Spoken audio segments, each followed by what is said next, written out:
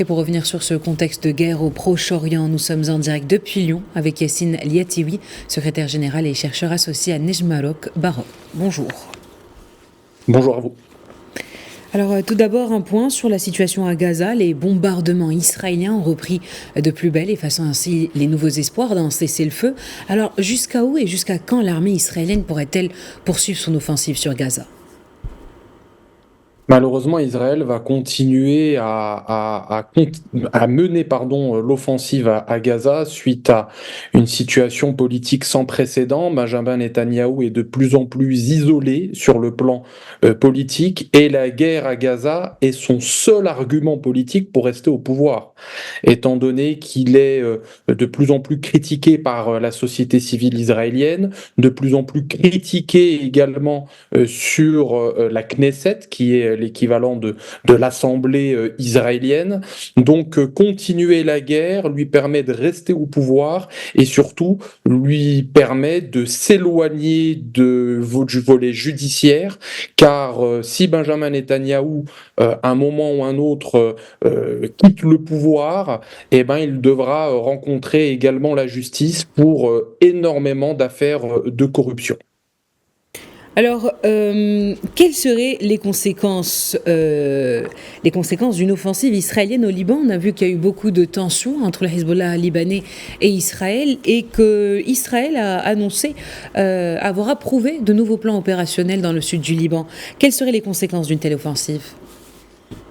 Ces conséquences sont désastreuses étant donné que Israël va être sur deux fronts. Le front sud avec donc Gaza et la population palestinienne et le front nord donc avec le Liban. Mais il ne faut pas oublier que le Liban avec donc le Hezbollah, ce mouvement chiite qui est vraiment le proxy parfait du régime iranien, reste sur une victoire, mesurée certes, mais une victoire en 2006. Et Israël souhaite une revanche en fait de ce conflit de 2006 qui avait opposé Israël au Hezbollah. Et en ce moment même, en plus, le Liban est dans une réelle impasse politique.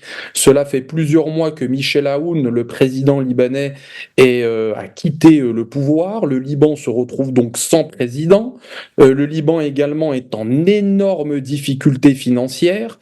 Et beaucoup de politologues et de spécialistes estiment que le Hezbollah, avec son mouvement militaire, est bien plus puissant que l'armée libanaise, l'armée officielle donc de l'État libanais.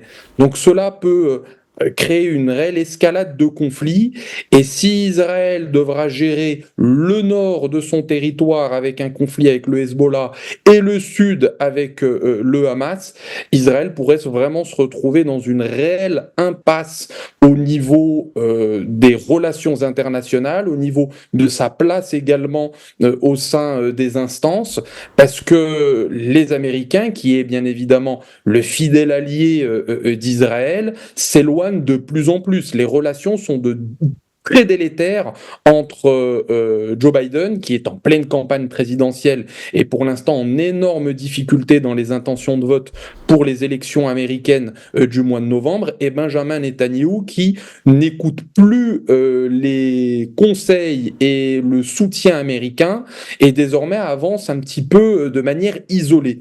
Donc cela peut créer vraiment des escalades très nombreuses sur le Proche-Orient, parce que le Hezbollah a un fidèle allié derrière, et c'est l'Iran, et on pourrait se retrouver réellement dans un conflit qui pourrait amener encore à un déplacement de population, mais cette fois-ci au Liban, et créer énormément de dégâts sur le plan humanitaire. Eh bien, merci Yassine Liatiwi pour toutes ces précisions. Je rappelle que vous êtes secrétaire général et chercheur associé à Nejmarok.